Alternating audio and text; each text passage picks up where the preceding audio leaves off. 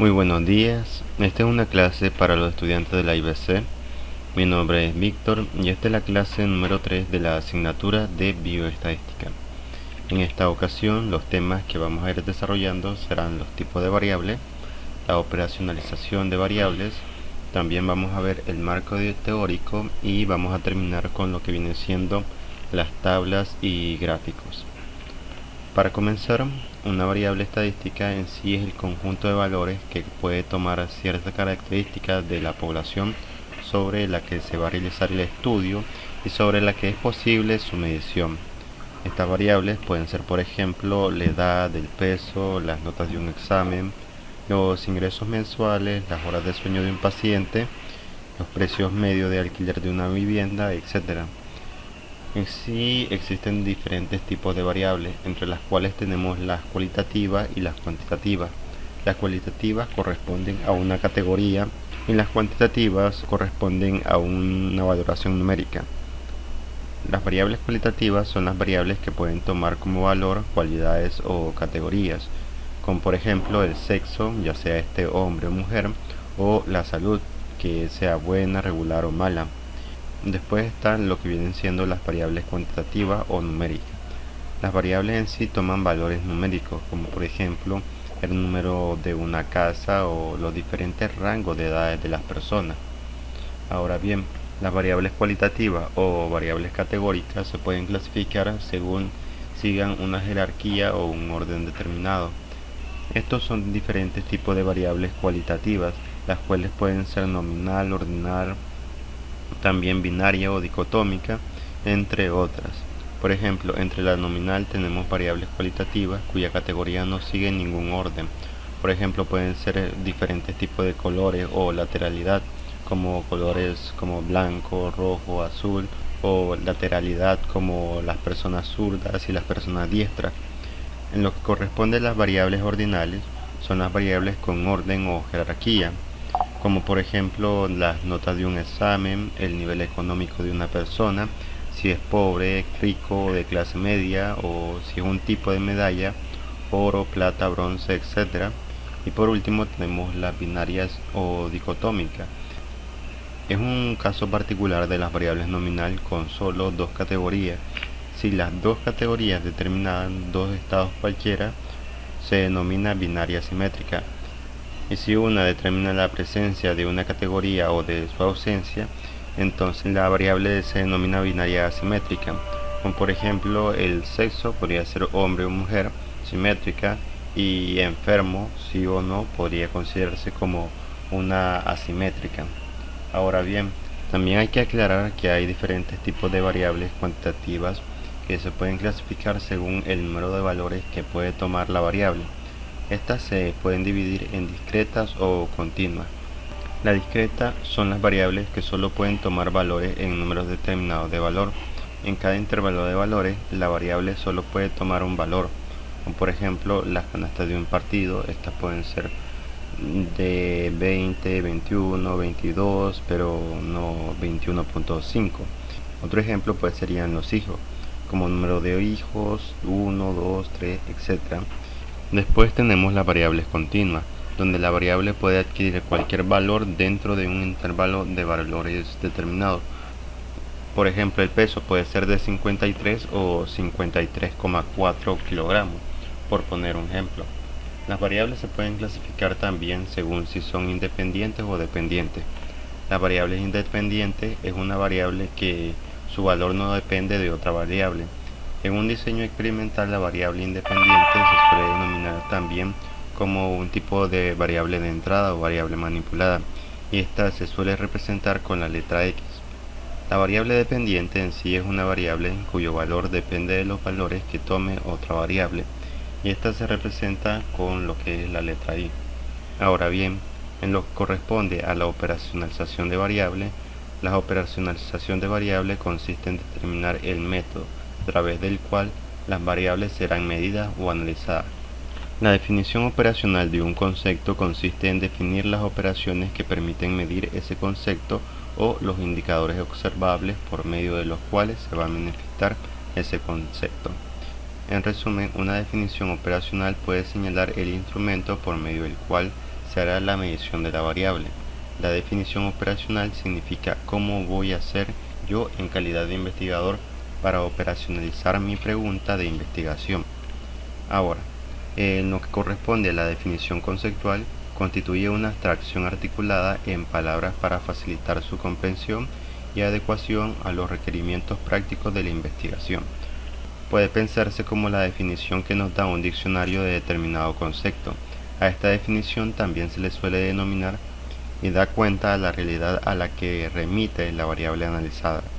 La adecuación de la conceptualización depende de su utilización en la construcción de la teoría para explicar los resultados de la investigación. Por ejemplo, la definición conceptual de la variable productividad podría ser capacidad de un aspecto productivo para crear bienes o servicios en determinada unidad de tiempo. En lo que corresponde a la definición operacional, una definición operacional está constituida por una serie de procedimientos o indicaciones para realizar la medición de una variable definida conceptualmente. En la definición operacional se debe tener en cuenta que lo que se intenta es obtener la mayor información posible de la variable seleccionada, de modo que se capte su sentido y se adecue al contexto, y para ello se deberá hacer una cuidadosa revisión de lo que es la literatura disponible sobre el tema que se quiere investigar. Propiamente esto abarca lo que es el marco teórico. En sí, la definición operacional de la variable productividad podría ser la siguiente: la cantidad de bienes producidos por un trabajador en una jornada laboral de 8 horas. Debido a que en el ejemplo se pretende buscar una relación entre motivación y productividad, la definición operacional de la variable productividad se circunscribe al trabajo realizado por un trabajador en determinado lapso de tiempo, ya que si el objetivo del estudio hubiese sido, demos el caso, analizar la productividad en relación con el uso de ciertos materiales o maquinaria, entonces la definición operacional hubiera sido un poco distinta. Ahora, en correspondencia a las dimensiones de una variable, las dimensiones vendrían a ser una subvariable o variable con un nivel más cercano al indicador. Para el caso de definir una variable productividad, nos encontraremos con diferentes subdivisiones que forman parte de la variable, como por ejemplo ser mano de obra, maquinaria, materiales o la energía. Cada una de estas es una subdivisión que son divisiones de la variable de productividad. A su vez, estas dimensiones, para poder ser contrastadas empíricamente por el investigador, requiere operacionalizarse en indicadores, que no son otra cosa que parámetros constituyentes a ubicar la situación en la que se halla el problema a estudiar.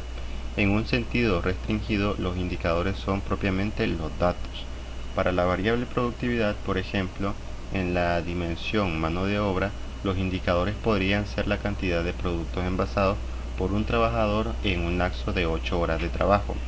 En lo relacionado al criterio para escoger las dimensiones, se debe tener al menos un número de dimensiones de una variable, siempre y cuando estos sean realmente representativos de la misma. Las dimensiones deben aparecer en el marco teórico del trabajo. No puede existir una dimensión en la tabla operacional de variable que no se ve reflejada en la base teórica. En sí las variables deben ser descompuestas en dimensiones y esta a su vez traducida en indicaciones que permitan la observación directa y también la de la medición. Por ejemplo, la definición conceptual podría ser la cantidad de años, meses y días cumplidos a la fecha de la aplicación del estudio. En lo que corresponde a las dimensiones, el número de años cumplidos. Como indicador, un cálculo a partir de la fecha de nacimiento, de la cédula de identificación de la persona, y el instrumento para medir esto podría ser lo que es la encuesta. Ahora, vamos a poner un ejemplo de operacionalización de las variables. Digamos que tenemos una variable que es la accesibilidad de los servicios de salud. Entonces tenemos otras tres categorías, que son la definición conceptual, las dimensiones y los indicadores. La definición conceptual de la accesibilidad a los servicios de salud sería que es la mayor o menor posibilidad de tomar contacto con los SS, que es el servicio de salud, para recibir la asistencia. Entonces, las dimensiones podrían ser la accesibilidad geográfica, la accesibilidad económica o la accesibilidad cultural. La accesibilidad geográfica propiamente es el tiempo medido en horas y minutos que tarda una persona en trasladarse desde su domicilio al centro de salud. Propiamente, como sabemos, en algunas zonas rurales es un poco más difícil la accesibilidad a lo que son los centros o servicios de salud. Entonces aquí esto es un punto que se tiene que tomar en cuenta. Ahora, la accesibilidad económica. Propiamente es la cantidad de dinero que gasta para recibir la atención y también la disponibilidad económica para cubrir esos tipos de gastos. Y por último, la accesibilidad cultural, propiamente el conocimiento sobre la atención que se da en el centro de salud y la percepción de problemas de salud en la misma persona. Así también aquí podemos ver algunos otros tipos de ejemplos que pueden parar el video un momento para revisarlos con mayor detenimiento. Pero bien, ahora vamos a lo que es el marco teórico. El marco teórico está constituido por un conjunto de teorías, propiamente enfoques teóricos, investigaciones y antecedentes que se consideran valiosos para el cuadrante correcto de la investigación que se quiere realizar. Conocidos también como marco de referencia, es la exposición y análisis de la teoría o grupo de teorías que sirven como fundamento para explicar los antecedentes y también interpretar los resultados. Es una descripción detallada de cada uno de los elementos de la teoría que serán directamente utilizados en lo que es el desarrollo de la investigación. También incluye las relaciones más significativas que se dan entre estos elementos teóricos.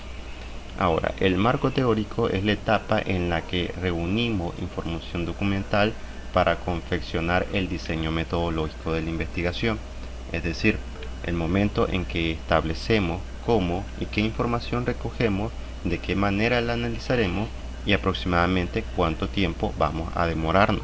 Simultáneamente, la información recogida para el marco teórico nos va a proporcionar de un conocimiento profundo de la teoría que da un significado a la investigación. Es a partir de la teoría existente sobre el objeto de estudio como puede generarse nuevos conocimientos. Deben ser concretos y precisos y referirse específicamente al problema en cuestión, partiendo de lo general a lo particular, y debe centrarse el problema de la investigación y no divagar en otros aspectos que pueden ser ajenos al tema. En sí, en el marco teórico de la investigación podemos considerar lo que son los conceptos explícitos e implícitos, la conceptualización específica operacional, las relaciones de teoría y conceptos adoptados, el análisis teórico del cual se descubre la hipótesis si la hay, y concluir las implicaciones de la teoría con el problema. En sí, en el marco teórico, al describir las teorías que guían la investigación, se constituye un gran paso importante que nos va a permitir identificar cuáles son las mejores formas de enfocar el diseño metodológico de la investigación, que es el paso posterior, es decir, donde se dice qué clase de investigación se hará, cómo se buscarán los datos y cómo se van a analizar estos datos. Ahora vamos a hablar de lo que vienen siendo las tablas y los gráficos. Los gráficos y las tablas representan e interpretan información procedente de diferentes fuentes, de forma clara, precisa y ordenada. Casi todos los tipos de información pueden organizarse en una tabla de datos y ser presentada en algún tipo de gráfico. Según las categorías y la cantidad de datos, conviene utilizar uno u otro tipo. Propiamente, los gráficos permiten visualizar la información contenida en las tablas de manera rápida y sencilla, demostrando con mayor claridad la relación que tienen estos datos entre sí. Los más conocidos son los gráficos de barra y los gráficos en línea o lineales.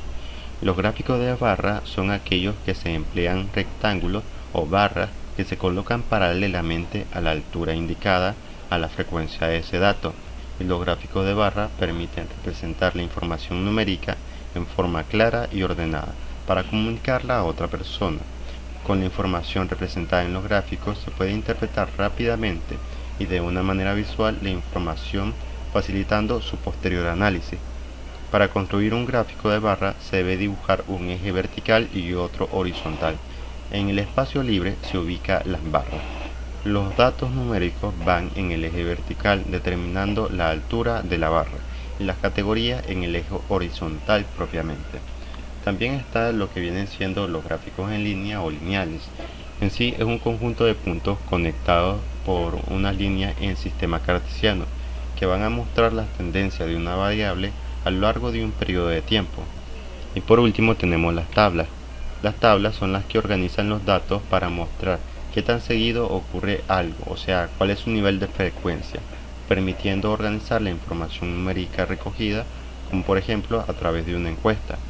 En lo que es la frecuencia, tanto en la tabla como en los gráficos, el número de veces que se repite un dato se denomina frecuencia de ese dato. En la tabla se originan todos los conjuntos de frecuencia que les corresponden. En el gráfico o diafragma de barra, cada dato se representa mediante una barra cuya altura indica la frecuencia, es decir, cuántas veces se repite ese mismo dato. Y bien, por el momento hasta aquí quedaríamos con la clase del día de hoy. Bueno, no tengo nada que agregar en esta ocasión, así que nos veríamos hasta la próxima clase. Pasen un buen día y nos vemos.